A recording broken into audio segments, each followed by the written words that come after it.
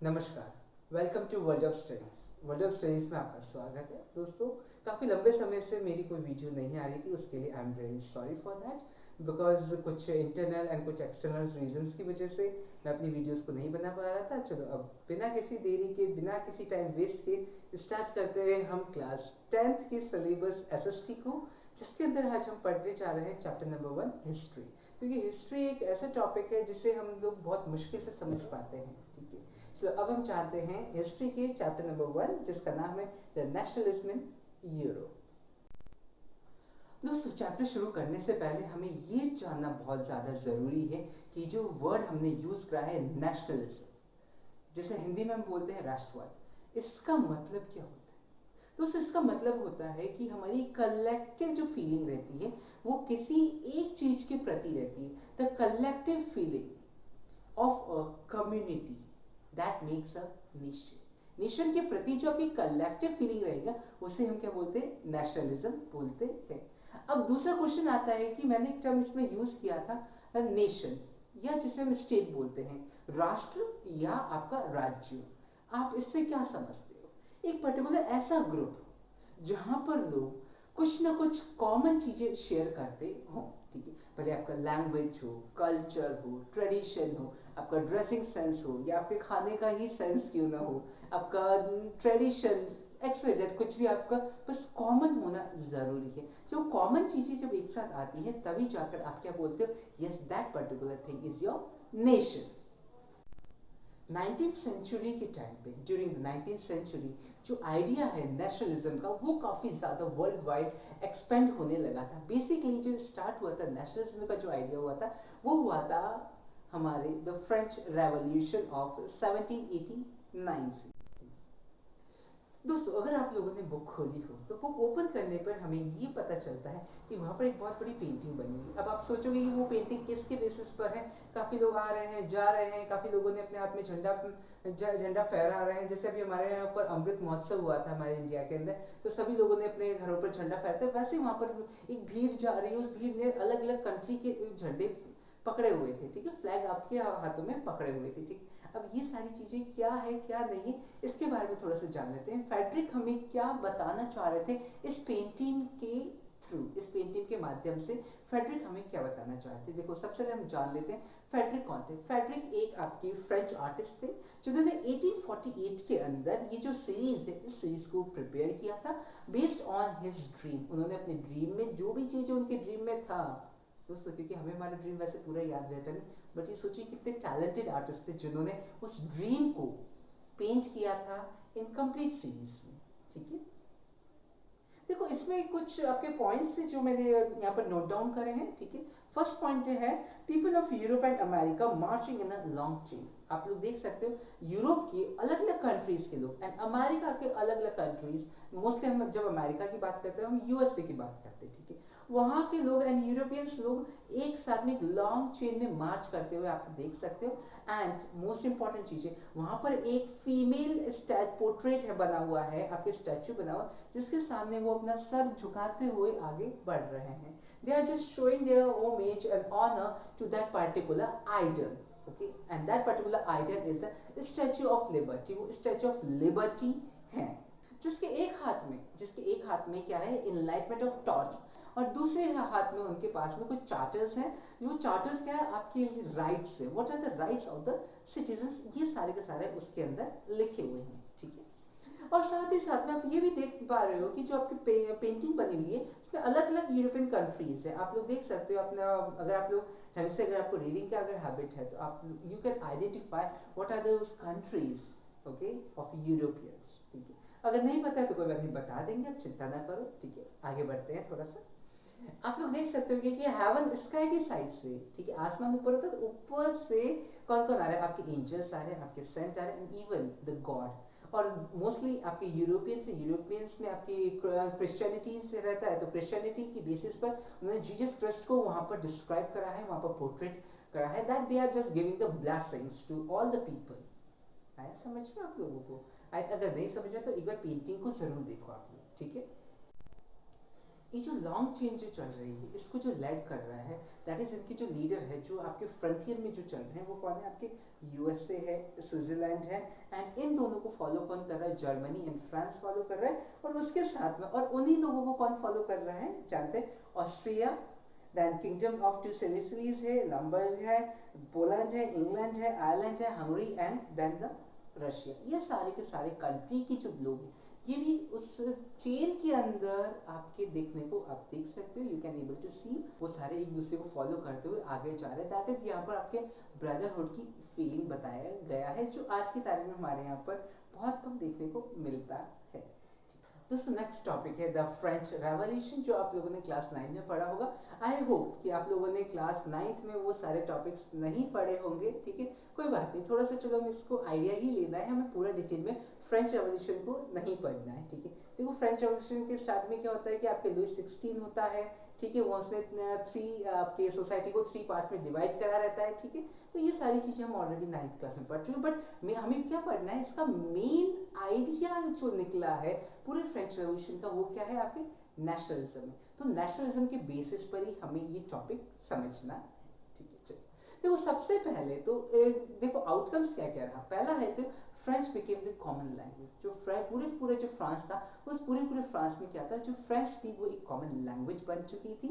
और साथ ही साथ में जब उन्होंने कॉमन लैंग्वेज बनाया था, तो साथ ही साथ में उन्होंने अपनी जो कम्युनिटीज है उनको यूनाइट करने की कोशिश किया। और साथ ही साथ में उनमें जो होता है ना कि नए नए आइडियाज जो थे, जो आपके मोस्टली क्या थे, आपके फ्रेंच लैंग्वेज में ही थे। जैसे कि हम बात करें, जो फादरलैंड की बात करें, उसको ला पैट्रे बोलते थे, ठीक है, उसको उन्होंने एडॉप्ट करना स्टार्ट किया। ले सिटियन, दैट इज सिटीजन्स को, इन सारी चीज़ों को उन्होंने इंट्रोड्यूस करना स्टार्ट किया। दैट इज जो पहले इंग्लिश टर्म्स थे या दूसरे भी लैंग्वेज के जो टर्म्स थे, उसको हटाकर उन्होंने क्या करा, केवल फ्रेंच लैंग्वेज के ही टर्म्स को उन्होंने इंट्रोड्यूस करना स्टार्ट कर दिया। दूसरा बात करते हैं, जो रॉयल फ्लैग था उसको वहाँ से, दैट इज मोनार्की सिस्टम को हटाकर उन्होंने क्या कर दिया, रिपब्लिक सिस्टम को अडॉप्ट कर दिया। तो मोनार्की उसका जो फ्लैग होता है आपको, उसको हटाकर उन्होंने क्या करा, new try colour flag was introduce, ठीक है। उसके बाद में बात करते हैं कि भैया जितने बैंक्स थे या आपका एडमिनिस्ट्रेशन सिस्टम था, वो सारा का सारा आपका सेंट्रलाइज हो गया। That is all comes under a single government, ठीक है। पहले के अलग अलग जो प्रांत होते हैं, अलग अलग जो आपके स्मॉल स्मॉल एरियाज होते हैं, उन सब में डिवाइड था, बट अब सब कुछ आपके क्या हो गया, एक केवल सेंट्रल के हाथ में पूरी की पूरी पावर आ चुकी है, ठीक है। एंड मोस्ट इंपॉर्टेंट बात है, जितने भी उन पुराने आपके कस्टम्स थे, आपके जितने भी ड्यूज थे, वो सब कुछ उन्होंने हटा दिए थे। एंड मोस्ट इंपॉर्टेंट, जो पहले फ्रांस में जो नॉर्थ साइड में, साउथ साइड में, वेस्ट ईस्ट, इन दोनों साइड, इन सारी साइड्स में जो आपके अलग अलग मेजरमेंट्स थे, उन्होंने उन सभी मेजरमेंट्स को क्या करा, यूनिफाइड कर दिया। दैट इज पूरे फ्रांस में आप कहीं पर भी आप जाओगे, 1 kilometre is equals to 1000 metres है। अगर आपके साउथ में है तो वही का वही मेजरमेंट आपके नॉर्थ में मिलेगा। अगर 1 kg is equals to 1000 grams है, तो अगर आपके ईस्ट में है तो आपके वही का वही सेंट्रल और किसी भी डायरेक्शन में आपको सारी चीज़ें मिल जाएगी। दोस्तों ये तो था पूरा का पूरा आपके फ्रेंच रेवोल्यूशन का आउटकम। अब दूसरा देखो, मोस्ट इंपॉर्टेंट जो टॉपिक इसमें आता है, देखो एक इंसान को हम नहीं भूल सकते हैं, वो है आपके नेपोलियन बोनापार्ट, जिसे हम क्लास में बोलते हैं कि नेपोलियन छोटापार्ट, ठीक है। तो नेपोलियन छोटापार्ट का क्या रोल रहा था पूरे फ्रेंच रेवोल्यूशन के अंदर, आफ्टर द फ्रेंच रेवोल्यूशन। क्योंकि जब आपके फ्रेंच के अंदर जब आपके बहुत ज़्यादा डाउन्स एंड अप्स चल रहा था पूरे फ्रांस में, तो एक मिलिट्री मैन आपके आया और उन्होंने पूरे फ्रांस को अपने कंट्रोल में कर दिया। And that particular person, that particular military man was the Napoleon Bonaparte, ठीक है। इन्होंने क्या करा कि जो फ्रांस में जो भी डेमोक्रेसी था उसको पूरी तरह से डिस्ट्रॉय कर दिया और उन्होंने अपने ही रूल्स लागू करे जैसे ही वो पावर में आए। दैट इज जब वो 1804 के अंदर जो पावर में आए, तो तभी उन्होंने एक रूल लेकर आए, एक कोड लेकर आए, जिसे हम बोलते हैं सिविल कोड ऑफ 1804। और इसे हम नेपोलियन कोड इसलिए कहते हैं क्योंकि ये जो कोड से नेपोलियन खुद बना के लेकर आपके आया था। चलो अब थोड़ा सा जान लेते हैं इन कोर्स के अंदर क्या था। देखो इस कोर्स में काफ़ी चीज़ें तो आपके लिए काफ़ी पॉजिटिव चीज़ थी, बट कुछ चीज़ें नेगेटिव थी। देखो जो फर्स्ट कोड इन्होंने इंट्रोड्यूस किया था वो था कि जो भी आपको जो प्रिविलेजेस मिले हुए थे बाय बर्थ, जो जैसे नोबिलिटीज को एंड क्लर्जीज को मिले हुए थे बाय बर्थ था, वो सब कुछ उन्होंने क्या किया, हटा दिया था, ठीक है। अब कोई भी राजा नहीं है, कोई भी प्रजा नहीं है, we all are the equal in front of the country और in front of this Napoleon Bonaparte. दूसरा था जो फेडरल सिस्टम था उन्होंने पूरी तरह से ख़त्म कर चुका था, क्योंकि सारी की सारी उन्होंने जो सत्ता थी, जो पावर था, पूरा स्टेट था वो अपने अंडर में ले लिया था। ठीक है, दैट इज जो फेडरलिज्म था, जिसे हम फेडरलिज्म बोलते हैं। ठीक है, फेडरलिज्म का क्या है, distribution of power in a vertical manner. पहले स्टेट है, फिर पहले सेंट्रल है, फिर स्टेट है, एंड द लोकल बॉडीज। तो इन सारी चीज़ों को उन्होंने हटा दिया था। एडमिनिस्ट्रेशन उन्होंने क्या करा, सबसे इंपॉर्टेंट बात एक चीज करा था कि इक्वलिटी बिफोर लॉ, हर इंसान कानून के लिए बराबर है। जो पहले बराबर नहीं था वो आज बराबर है। क्यों बराबर हो? क्योंकि उन्होंने क्या करा, फेडरल सिस्टम को हटा दिया, सारे के सारे प्रिविलेजेस को हटा दिया। तो नॉर्मल सी बात हुआ कि भाई लॉ के सामने सभी लोगों को बराबर का अधिकार मिलता है। अगर आप गरीब हो तो तब भी कानून आपके लिए सेम है, अगर आप अमीर हो तब भी आपके कानून आपके लिए सेम रहेगा। ठीक है, आगे बढ़ते हैं। ठीक है, दूसरा क्या था कि एक तो ये मिलिट्री में था, तो मिलिट्री वालों के लिए सबसे ज़्यादा इंपॉर्टेंट क्या होती है, दो चीज़ें बहुत ज़्यादा इंपॉर्टेंट। एक तो ट्रांसपोर्ट एंड कम्युनिकेशन सिस्टम, ये दोनों चीज़ें बहुत ज़्यादा इंपॉर्टेंट होता है, क्योंकि क्या पता लड़ाई कभी भी हो सकती, कभी भी मेरे ट्रूप्स को यहाँ से दूसरी जगह या दूसरी जगह से इस जगह माइग्रेट करना पड़ सकता है। तो उन्होंने क्या करा, ट्रांसपोर्ट एंड कम्युनिकेशन सिस्टम को इम्प्रूव कर दिया। साथ ही साथ में जितने गिल्ट रेस्ट्रिक्शंस थे वो सारे हटा दी। अब क्वेश्चन ये आता है, व्हाट इज गिल्ट रेस्ट्रिक्शन? देखो, गिल्ट रेस्ट्रिक्शंस क्या होता है कि जब भी आप कोई ट्रेड करते हो या फिर आप कोई भी जैसे कि व्यापार करते हो, बिजनेस करते हो, तो वहाँ पर जो भी रेस्ट्रिक्शंस लगे थे वो सारे उन्होंने हटा दिए। That is now you are free to do whatever the business you want. आप जो भी बिजनेस करना चाहते हो आराम से फ्री होकर कर सकते हो। अब कोई भी आपके ऊपर रेस्ट्रिक्शंस नहीं, कोई भी आपके ऊपर बर्डन नहीं रहेगा। ठीक है, देखो अब मोस्ट इंपॉर्टेंट बात है, अब देखो पॉजिटिव तो बात कर लिया हमने, अब थोड़ा सा नेगेटिव बात कर रहे हैं, क्योंकि हर इंसान के दो साइड होते हैं, एक पॉजिटिव होता है, एक नेगेटिव होता है। वैसे ही हमारे नेपोलियन कोड के भी दो साइड थे। पॉजिटिव साइड तो हमने पढ़ लिया, नेगेटिव साइड मालूम क्या था? सबसे पहली नेगेटिव साइड थी पॉलिटिकल फ्रीडम सबकी खत्म कर दिया। जब फेडरलिज्म ही नहीं रहा तो पॉलिटिक्स किस बात की? पॉलिटिकल सिस्टम को सबको बोल दिया बस बैठ जाओ, अब तुमने बहुत नारेबाजी कर लिया, ठीक है, अब तुम इंजॉय करो। दूसरा क्या था, टैक्सेस इंक्रीज कर दिए, तुम्हें सारी चीज़ें फ्रीडम मिल गया तो कोई बात नहीं बिटवा, हर चीज़ के लिए तुम्हें थोड़ा ना फ्रीडम मिलेगा, अब हर चीज़ के लिए भी तुम्हें टैक्स पे करना पड़ेगा। ठीक है, जो पहले नहीं, इतना नहीं करते थे। ठीक है, टैक्स पे तो करते, बट अब उसको जो रेट था वो उसको इंक्रीज कर दिया। ठीक है, और दूसरा सेंसरशिप इम्पोज कर दिया था। अब क्वेश्चन ये आता है कि सेंसरशिप होता क्या है? सेंसरशिप का मतलब है जो भी यहाँ पर मास मीडिया था, ठीक है, whether it is a telephone, it is a newspaper या जो भी था आपके यहाँ पर, ठीक है, उन सबको रेस्ट्रिक्ट कर दिया था। दैट इज कि आप गवर्नमेंट के अगेंस्ट या नेपोलियन बोनापार्ट के अगेंस्ट कुछ भी नहीं बताओगे सोसाइटी के अंदर। आपको उसके बारे में अच्छा बताना है कि that particular person is a good person. ठीक है, और दूसरा सबसे ज़्यादा लास्ट में था, वो मैं खुद नहीं समझता कि it is a good, but हो सकता है कि उसके पॉइंट ऑफ व्यू से ये सही पॉइंट था कि उन्होंने फोर्सफुली लोगों को आर्मी ज्वाइन करने के लिए ज़बरदस्ती उनको मोटिवेट किया और उनको फोर्स किया कि that you have to join the army, क्योंकि आर्मी मैन था तो आर्मी मैन तो ये काम करेगा ही। दोस्तों अब स्टार्ट करते हैं the making of nationalism in Europe. ठीक है, इसके बारे में थोड़ा सा जान लेते हैं। ठीक है, देखो आज का जो यूरोप की हम कंट्रीज़ के बारे में बात करें, ठीक है, जैसे कि हमारे कुछ एग्जाम्पल्स हमारे बुक में दिया हुआ है, जैसे कि जर्मनी, इटली एंड स्विट्जरलैंड। अगर हम इन कंट्रीज़ के बारे में बात करें तो ये कंट्रीज़ पहले ओरिजिनली कंट्रीज़ के फॉर्म में नहीं थी, ये आपके अलग अलग फॉर्म में था। दैट इज़ कि पर्टिकुलर वैसे कंट्रीज़ नहीं थी, आपके अलग अलग, कोई स्मॉल किंगडम के फॉर्म में था, कोई कैंटोस के फॉर्म में था, कोई डचेस के फॉर्म में था, कुछ अलग अलग फॉर्म में था। उसका प्रॉपर फॉर्मेशन नहीं था जो आज फॉर्मेशन आप देखते हो in your map and on your map. ठीक है, अब in your map and on your map का मतलब फोन के अंदर और मैप के ऊपर जो आप फिजिकल मैप आप पकड़ते हो अपने हाथों में। ठीक है, चलो थोड़ा जान लेते हैं इसके बारे में। अब क्वेश्चन आता है कि डचेस क्या होते हैं और कैंटोस क्या होते हैं। देखो डचेस क्या होता है कि जो टेरिटरी ड्यूक के द्वारा रन की जाती है। ठीक है, ड्यूक डचेस का, जो डचेस के ऊपर जो कंट्रोल करते हैं उन्हें ड्यूक बोलते हैं। और आप कैंटोस के हैं, कैंटोस जो आपके जो टेरिटरी है उस टेरिटरी के अंडर में जो छोटे छोटे पार्ट्स होते हैं जहाँ एडमिनिस्ट्रेशन रन किया जाता है उन्हें हम कैंटोस बोलते हैं। जैसे हम आज की तारीख में बात करें तो देखो आपके जो जिला है, जिला के अंदर क्या होता है, तहसील होता है। ठीक है, तो वैसे ही आपके जो कैंटोन क्या है, तहसील है। ठीक है, और डचेस क्या आपका जिला है। ठीक है, आई थिंक आपको समझ में आ गया डचेस एंड कैंटोन। अगर हम ईस्टर्न और सेंट्रल यूरोप के बारे में बात करें तो वहाँ पर जितनी भी कंट्रीज होती हैं उन सब पर जो कंट्रोल है वो ऑटोक्रेट्स लोगों का ही कंट्रोल होता है, दैट इज वो जो कंट्रीज है वो ऑटोक्रेटिक लोगों के अंडर में आती हैं, ठीक है।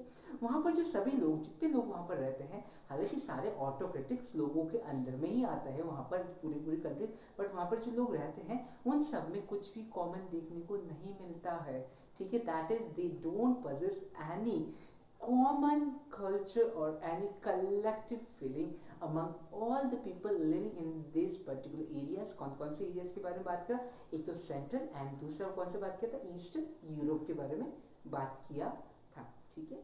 एंड एक एग्जाम्पल हम लोग लेते हैं, एक सिचुएशन को थोड़ा सा समझते हैं, ठीक है। कई बार क्या होता है कि जैसे कि अगर हम उस तरफ हैं या उस तरफ हैं, ठीक है, तो थोड़ा सा उस हिसाब से हमको डील करना पड़ता है, ठीक है। और थोड़ा और कई बार देखो हम ईस्टर्न और सेंट्रल के बारे में बात कर रहे हैं तो हमें ईस्टर्न साइड को भी थोड़ा सा ध्यान से देखना पड़ता है, क्योंकि जो ईस्टर्न पार्ट है आपके यूरोप का, कौन सा पार्ट है, जहाँ पर आपके रशिया की साइड का पार्ट। एक एग्जाम्पल के थ्रू अब हम इसको थोड़ा सा समझने की कोशिश करते हैं, ठीक है। यहाँ पर एक आपके हैब्सबर्ग एम्परर था, ठीक है। उन्होंने क्या करा, जो ऑस्ट्रिया है और जो हंगरी का जो पार्ट है, ये आज की तारीख में जो ऑस्ट्रिया और जो हंगरी कंट्री है, उस एरिया पर किसका रास्ता, आपके हैब्सबर्ग एम्परर का ही भाग था। लेकिन अगर उसका एरिया देखो तो नॉर्थ में, साउथ में, सेंट्रल में, ईस्ट में, वेस्ट में, हर डायरेक्शन में लोगों का अपना अपना डायलेक्ट था, अपना अपना लैंग्वेज था और अपना अपना ही ट्रेडिशन सब कुछ था, even though they all are living together. एक आपके एलिफेंट रीजन था, और इस जो एलिफेंट रीजन है, एक आपके एलिफेंट रीजन की अगर हम बात करें तो यहाँ पर पूरा जो कंट्रोल है वो किनका, एरिस्टोक्रेट्स लोगों का ही कंट्रोल है इन सारी जगह पर, ठीक है। इसके अंदर कौन कौन सी कंट्रीज और कौन कौन से एरियाज आते हैं इसको थोड़ा सा जान लेते हैं। The Tyrol, the Austria, the Switzerland and Bohemia, ये सारी कंट्रीज इसके अंदर आती हैं और मोस्टली सारी आपके ऑटोक्रेटिक्स कंट्री रहती हैं, ठीक है। एंड मोस्टली जो ऑटोक्रेटिक्स जो कंट्रीज वाले लोग हैं यहाँ पर मोस्टली कौन सी लैंग्वेज बोलते हैं, हम लोग यहाँ पर जर्मन लैंग्वेज बोलते हैं। दैट इज अ प्रीडोमिनेंट किस लैंग्वेज का है, आपकी जर्मनी लैंग्वेज का है। तो यहाँ की फर्स्ट लैंग्वेज कौन सी बन गई, आपकी जर्मन लैंग्वेज बन गया, ठीक है। वहीं अगर हम लोग एलिफेंट रीजन का ही बात करें तो यहाँ पर लॉम्बर्ग और वेनेटिया की बात करें तो यहाँ पर आप इटालियन लैंग्वेज का ही डोमिनेंस है, ठीक है। वहीं अगर हम लोग हंगरी के बारे में बात करें तो हंगरी के अंदर क्या है, जो half of the population of the Hungary की जो आधी पॉपुलेशन वो आपके मैग्यार लैंग्वेज बोलती है, और जो दूसरे लोग हैं वो आपके उनका खुद का अपना पर्सनल डायलेक्ट्स वगैरह है। डायलेक्ट्स का मतलब होता है कि जैसे उनकी खुद की अपनी कोई बोलियाँ रहेंगी, कोई भाषाएं रहेंगी जो लोकल लेवल पर रहती हैं, ठीक है। और जो गैलिसिया वाला जो पार्ट है, जो इसे हम गैलिसिया पार्ट है, वहाँ पर आपकी पॉलिश लैंग्वेज, दैट इज जो पोलैंड में जो लोग बोलते हैं लैंग्वेज बोलते हैं, वो वाली लैंग्वेज यहाँ पर बोला करते थे। अब ये तो हो गया हमारे अलग अलग डिविजन्स के बारे में बात किया, लेकिन हमारी कंट्री के अंदर जिस ये एरिया था आपके ऑस्ट्रिया हंगरी एरिया था, इसके अंदर भी आपके जो सिटी एरियाज के बाहर की साइड में जो आउटस्कर्ट्स ऑफ द स्टेट की बारे में बात करें या टाउन के बारे में बात करें तो वहाँ पर भी आपके अलग अलग 3 डोमिनेंट ग्रुप्स वगैरह होते हैं, ठीक है। कौन कौन से ग्रुप्स हैं, देखो अगर हम नॉर्थ की बात करें तो यहाँ पर आपके ब्रोमिया एंड स्लोवाक्स आपके ग्रुप्स हैं, ठीक है। साउथ में बात करें तो स्लोवेनियस और ये कैरोट्स हैं, एंड ईस्ट में बात करें रोमानिया ग्रुप है, ठीक है। ये सारे आपके अलग अलग ग्रुप्स हैं, लेकिन then also they all are in a complete united manner, because why they are complete united manner, because जो लीडर उनके ऊपर है वो उस लीडर की वजह से सब यूनाइटेड है, ठीक है। अगर वो लीडर सबको अगर एक साथ लेके नहीं चलता है तो they can be scattered into the various parts. दोस्तों नेक्स्ट टॉपिक है आपके the aristocracy and the new middle class. दोस्तों एरिस्टोक्रेसी का मतलब क्या होता है, एरिस्टोक्रेसी का मतलब होता है कि high class, that is high class के जो लोग रहेंगे उन्हें क्या बोलेंगे, हम एरिस्टोक्रेसी बोलेंगे। अब क्वेश्चन आता है कि हाई क्लास के लोग कौन होते हैं, who all are the people who are termed as a high class। High class के वो लोग होते हैं जिनके पास में बोलते हैं ना कि रोकड़ा ज़्यादा होता है, जिनके पास पैसा ज़्यादा होता है, जिनका एरिस्टोक्रेसी मतलब होता है जो हाई क्लास सोसाइटी के लोग होते हैं, दैट इज जिनके पास में बहुत अच्छा खासा बैंक बैलेंस होता है, ठीक। इसके ये चीज़ें ये अब क्वेश्चन आता है कि किस तरीके से इन्होंने न्यू मिडिल क्लास जो सोसाइटी है उसका कैसे फॉर्मेशन किया। देखो जितने भी आपके इंडस्ट्रीज हैं, जितने भी आपके स्टेट हैं, ठीक है, जितनी भी प्रॉपर्टी हैं आपके कंट्री साइड में या कहीं पर भी, तो मोस्टली किन्होंने परचेज कर रखी होती है, आपके जितने भी स्टेट वाले, सॉरी जितने भी एरिस्टोक्रेट्स लोग होते हैं उन सब लोगों ने खरीद रखा है। देखो जिसका ज़्यादा पैसा होगा वही तो खरीद पाएगा। देखो आप और हम तो ऐसे खरीद नहीं पाएंगे, मुश्किल से एक प्लॉट खरीद पाएंगे या एक फ्लैट खरीद पाएंगे, ठीक है। और जो इंडस्ट्रियल एरियाज में बड़े बड़े फ्लैट होते हैं, बड़े बड़े इंडस्ट्रीज होती है, वो कौन खरीदेगा? एरिस्टोक्रेट्स लोग ही खरीदेंगे, ठीक है। अब जितने भी एरिस्टोक्रेट्स लोग होते हैं, ठीक है, हालांकि उनका पॉपुलेशन तो काफ़ी कम होता है, लेकिन जितने भी एरिस्टोक्रेट्स लोग होते हैं वो आपस में एक दूसरे से लिंक्ड रहते हैं। अब कैसे लिंक्ड रहते हैं? देखो लाइक मैरिजेस के थ्रू। हाई सोसाइटी वाला इंसान लो सोसाइटी वाले में तो मैरिज और संबंध बनाएगा नहीं, हमेशा वो अपने रिलेशन जो मेंटेन करेगा, एस्टैब्लिश करेगा, वो अपने लेवल के लोगों के साथ ही हमेशा रिलेशन एस्टैब्लिश करेगा। That is they are just tied up with the thing that is a marriage. Marriage के through they all are collectively tied up, ठीक है। अब दूसरा क्या है कि जितने भी आपके एरिस्टोक्रेट्स लोग हैं ये ज़्यादातर आपके फ्रेंच लैंग्वेज बोला करते थे, ठीक है। और इनके जो फैमिलीज हैं वो आपस में जैसे बोला आपको कि भाई मैरिजेस के थ्रू ही कनेक्टेड थे। एंड इनकी जो पॉपुलेशन है, ठीक है, वो काफ़ी मिनिमम होता है, that they are in the minority form. और जो वेस्ट साइड पे जितनी भी लैंड थी वो क्या थे, जो छोटे छोटे बिजनेसमैन होते हैं उनके द्वारा वो परचेज की गई होती हैं। वहीं ईस्टर्न एंड सेंट्रल यूरोप के बारे में बात करें तो land was cultivated by the serfs. Serfs कौन होते हैं? A person who was forced to live and work on the land belonging to the land owners whom they have to obey। That is जैसे हम लोग हमारे बात करते हैं, जैसे बैगर्स एक हमारे ट्रेंड था हमारे इंडिया में ड्यूरिंग दिस ब्रिटिश रूल्स, ठीक है। ब्रिटिश रूल्स के टाइम पे एक ट्रेंड था, उस ट्रेंड में क्या रहता था आपके कि भैया जो इंसान अगर रेंट नहीं दे पाता, टैक्स नहीं दे पाता, तो उसको जो ओनर होता था उसके घर पर या उसके खेत पर फ्री ऑफ कॉस्ट में उसको काम करना पड़ता था। वैसे ही आपके शर्व्स होते थे, शर्व्स वो लोग होते थे जो आपके जो लैंड ओनर्स होते थे उनकी ज़मीन पर फ्री ऑफ कॉस्ट उन्हें काम करना पड़ता था। उनको जो ऑर्डर्स देते थे वो ऑर्डर्स उनको फॉलो करने पड़ते थे। वहीं अगर हम लोग वेस्टर्न के पार्ट की बात करें या सेंट्रल यूरोप के बारे में बात करें तो वहाँ पर मोस्टली आपकी इंडस्ट्रियलाइजेशन स्टार्ट हो चुका था। दैट इज वहाँ पर इंडस्ट्रीज ग्रो होती जा रही थी। और जो इंडस्ट्रीज ग्रो होने की वजह से क्या हुआ, जो एरियाज के जो उसके आसपास के जो एरिया थे वहाँ के जो लोग थे वो सारे के सारे उसके द्वारा अट्रैक्ट हो रहे थे। किसके द्वारा? They all were attracted from that particular factory और दैट इंडस्ट्री। क्योंकि देखो सबको अपने वर्क की तलाश थी, सबको अपने स्किल पॉलिश करने की ज़रूरत थी, ठीक है। जैसे कि कोई बिल्डिंग जो जैसे कोई फैक्ट्री आई यहाँ पर, अब जिस इंसान को अगर वो स्किल है उसके बारे में तो वो उस फैक्ट्री की साइड में माइग्रेट करेगा, उस फैक्ट्री के अंदर वर्क करना स्टार्ट करेगा। वर्क करने से क्या होगा, उसको पैसा आएगा और पैसे आने से वो क्या होगा, अपनी लाइफ स्टाइल को चेंज करना स्टार्ट कर देगा, ठीक है। वहीं अगर हम लोग यूरोप के बारे में बात करें, जो इंडस्ट्रियलाइजेशन की बात आती है तो सबसे पहले हम बात करते हैं इंग्लैंड की या ब्रिटेन के बारे में बात करते हैं, जहाँ पर आपके 18th सेंचुरी के हाफ में जाकर वहाँ पर इंडस्ट्रियलाइजेशन स्टार्ट हुआ। और उसी के बाद में आपके फ्रांस एंड जर्मनी में स्टार्ट हुआ 19th सेंचुरी के अंदर इंडस्ट्रियलाइजेशन, ठीक है। ये जो न्यू सोशल वर्कर्स लोगों की जो क्लास थी, ठीक है, तो वही आपके क्या हुआ, मिडिल क्लास के फॉर्म में आई आपके सामने। और जो मिडिल क्लास जो बनी थी उसके अंदर आपके जो प्रोफेशनल्स होते थे, डॉक्टर्स होते थे, टीचर्स होते थे, आर्टिस्ट होते थे, लॉयर्स होते थे, अलग प्रोफेशनल्स होते थे, ये सभी इसके अंदर पोजेस करते थे। किसके अंदर? न्यू मिडिल क्लास के अंदर, ठीक है। They all have something common in their selves, ठीक है। तो इसीलिए उन्होंने अपने एक सोशल ग्रुप बनाया, उस सोशल ग्रुप को उन्होंने बोला न्यू मिडिल क्लास ग्रुप, ठीक है। तो पहले क्या होता था, मिडिल क्लास नहीं होता था, पहले upper class and lower class होती थी, ठीक है। उसके बाद ही आपके मिडिल क्लास का जन्म हुआ या उनका इंट्रोड्यूस किया गया हमारी सोसाइटी के अंदर, ठीक है। Central and the eastern Europe के अंदर जो ग्रुप्स थे वहाँ पर छोटे छोटे ग्रुप्स में वो बटे हुए थे till the late of the 19th century. 19th century तक वो क्या छोटे छोटे ग्रुप्स में बटे हुए थे। कहाँ पर बटे थे? Central and the eastern Europe के अंदर, ठीक है। वेस्टर्न एंड सेंट्रल पार्ट में क्या था, इंडस्ट्रियलाइजेशन स्टार्ट हो चुका था, ठीक है, ये भूलना मत, ठीक है।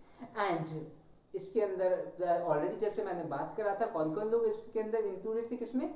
न्यू मिडिल क्लास में जितने आर्टिस्ट थे, आपके ये लॉयर्स थे, प्रोफेशनल्स थे, एजुकेटेड लोग थे, मोस्टली एजुकेटेड लोग थे। और कौन लोग थे? जो लिबरलिज्म को फॉलो करते थे। अब क्वेश्चन ये आ जाता है, व्हाट आर द लिबरलिज्म? चलो इसको जानते हैं लिबरलिज्म के बारे में। अब हम जान लेते हैं लिबरलिज्म एंड लिबरल नेशनलिज्म के बारे में। देखो जैसे हम लोग जानते हैं लिबरलिज्म दैट इज लिबर्टी से बना हुआ लिबरलिज्म, दैट इज हम ये बोलेंगे फीलिंग टुवर्ड्स अ फ्रीडम, मतलब कि जब भी आप बात करोगे तो फ्रीडम के बारे में बात करोगे, ठीक है, वो क्या हो गया आपके लिबरलिज्म। अब देखो मिडिल क्लास और लिबरलिज्म कैसे एक दूसरे से इंटरलिंक्ड है, कैसे एक दूसरे से लिंक्ड है, ठीक है। जब न्यू मिडिल क्लास के लिए लिबरलिज्म स्टूड फॉर, लिबरलिज्म किस चीज़ के लिए खड़ा रहता है या किस चीज़ के लिए वो बना रहता है कि आपके फ्रीडम के बारे में बात करता है। किसके फ्रीडम के बारे में बात करता है, वो इंडिविजुअल के फ्रीडम के बारे में बात करता है या इंडिविजुअल के राइट्स के बारे में बात करता है। And all are equal before the law, कानून के सामने सभी बराबर होते हैं। अगर हम फ्रांस की बात करें तो आपके राइट टू वोट का जो अधिकार था वो केवल किसको दिया गया था, केवल और केवल प्रॉपर्टी, जिनके पास में प्रॉपर्टी थी उन आदमियों को, उन व्यक्तियों को दिया गया था। व्यक्ति कौन थे, केवल पुरुष, that is all the man who possess the property and pay the taxes equals to 3 days wages. जो लोग आपके 3 दिन का जो आप कमाते हो उतना वेजेस, उतना जो वेज है वो टैक्स के तौर पे देते हो, उन्हीं लोगों को आपके राइट टू वोट का अधिकार था। और बाकी जो लोग बचे वुमेन्स एंड नॉन प्रॉपर्टाइज्ड मैन थे, इनको वोटिंग राइट नहीं था। तो इन लोगों के राइट्स के बारे में जो बात करी थी वो किन्होंने बात की थी, आपके लिबरल थिंकर्स या लिबरल आइडियोलॉजी वाले लोगों ने ही बात करा था इनके बारे में, ठीक है। लिबरलिज्म स्टूड फॉर, अगर हम बात करें आपकी मार्केट के बारे में बात करें, इकोनॉमी के बारे में बात करें, जो लिबरलिज्म है वो क्या चाहते हैं कि जो मार्केट है या आपके कहीं पर भी किसी भी टाइप का कोई रेस्ट्रिक्शन ना लगे सोसाइटी के अंदर किसी के लिए भी, दैट इज जो मार्केट है वो सभी के लिए ओपन रहे, ठीक है। मतलब कि अगर मैं आ सकता हूँ अगर इस मार्केट में तो कोई भी इंसान इधर आकर अपनी चीज़ों को बेच सकता है या खरीद सकता है। इसमें ऐसा कोई आप किसी को ये नहीं बोलोगे भैया आप यहाँ से नहीं खरीद सकते हो या आप यहाँ से नहीं खरीद सकते हो, ठीक है। फॉर एग्जाम्पल अगर हम एक बात करें, कोई मर्चेंट है, ठीक है, कोई मर्चेंट आपके एक जगह से दूसरी जगह जाता है। अगर आपकी बुक के अगर आप लोगों ने देखा हो, पढ़ा हो, तो वहाँ पर क्या लिखा, आप हैम्सबर्ग से नम्सबर्ग के बीच में आप जब जाते हो, ठीक है, तो आपको 11 बैरियर से क्रॉस करना पड़ता है, ठीक है। और ये सब कुछ कब था, आपके 1833 के अंदर की बात कर रहे हैं, जब आपको हैम्सबर्ग से आपको नम्सबर्ग के वहाँ पर जाना था। आपके 11 बैरियर्स रहते हैं, कितने, 4 नहीं 11, ये 10 + 1 11, ठीक है, 11 बैरियर्स रहते हैं और हर बैरियर पर आपको 5% कॉस्ट वहाँ पर आपको देना पड़ता है। अब 1834 के अंदर जब ये सब कुछ को चल रहा था आपके 33 के अंदर, तो 1834 के अंदर कुछ ग्रुप्स बनाए जिसे हम ज़ोल्वेरियंस बोलते हैं। ये बेसिकली जितने भी आपके कस्टम यूनियंस हैं उनके ग्रुप को क्या बोलते हैं, हम लोग ज़ोल्वेरियन बोलते हैं। तो यहाँ पर इन लोगों ने क्या करा, इनिशियली जो पर्शिया कर रहा था इनिशिएटिव, हाँ जी, जो ज़ोल्वेरियन ग्रुप्स बने थे आपके, तो इनिशिएटिव किसने दिया था, पर्शिया ने सबसे पहले ये ग्रुप्स वगैरह बनाए थे। और जब ये ग्रुप्स बने थे उसके बाद में इनको किन्होंने ज्वाइन किया था, जितने भी जर्मन स्टेट्स थे, ठीक है, उन सभी लोगों ने इनको ज्वाइन किया था। किनको ज्वाइन किया था, आपके ज़ोल्वेरियन जो एक कस्टम यूनियन ग्रुप था। और किसने स्टार्ट किया था, आपके ऑस्ट्रिया ने स्टार्ट किया था। और ये कब स्टार्ट किया था, 1834 के अंदर स्टार्ट किया गया था, ठीक है। एंड और जब उन लोगों ने जब उन्होंने पूरा एक ग्रुप बनाया, उन्होंने डिस्कस किया कि भैया जो भी आपके रेट्स लग दिए, जो था आपके 30% था, ठीक है, जो आपके जो करेंसीज को रिड्यूस कर दिया 30 से 2 पर लेकर आ गए वहाँ पर करेंसीज, ठीक है। उन्होंने जो करेंसी था उसको रिड्यूस कर दिया वहाँ पर, दैट इज जो भी आपको टैक्स पे करना था उसको उन्होंने रिड्यूस कर दिया था। ये सब कुछ कहाँ पर हुआ था, आपके 1833 के अंदर। जब आप हैम्सबर्ग से नम्सबर्ग के वहाँ पर ट्रैवल करते हो तो आपको कितने बैरियर्स क्रॉस करने पड़ते, 11 बैरियर्स क्रॉस करने पड़ते थे, ठीक है। और हर बैरियर पर आपको 5% ड्यूटी देनी पड़ती थी। एंड आई होप आप लोगों को अभी तक जितना भी लोगों ने क्लास में पढ़ा है वो समझ में आ गया होगा, ठीक है। आप लोग जितना भी मैंने पढ़ा है, जितना समझा है, आप वो सबका रिविजन करो, ठीक है। एंड मोर एंड लेस कि आप लोग इसे याद जरूर रखें, ठीक है। चलो मिलते हैं दोस्तों अगली क्लास में, तब तक आप हमें सब्सक्राइब करना, वीडियो को शेयर करना ना भूलें। एंड तब तक बने रहिए हमारे साथ। नमस्कार।